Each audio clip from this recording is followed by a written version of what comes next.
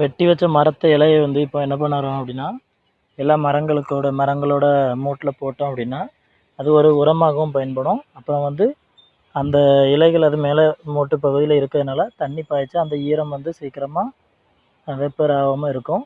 பாருங்கள், இந்த மாதிரி வைக்கணும். இந்த மாதிரி மரத்தை அந்த மூட்டை சுற்றி வச்சோம் அப்படின்னா நல்ல அழகா அந்த நிழல் மாதிரி கீழே இருக்கும்.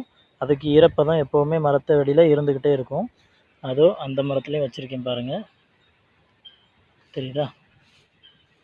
வெயில் அதிகமாக இருக்கனால ரொம்ப தெரியல. அப்படி எல்லா மரத்துக்கும் இதில் ஒரு சின்ன மரம் இருக்குது, இதுக்கும் வச்சுருக்கேன்.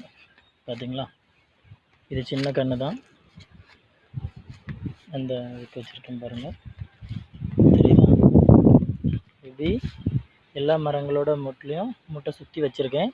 அது வந்து நமக்கு நல்ல ஒரு பயன் தரும். இந்த மாதிரி இலைகள்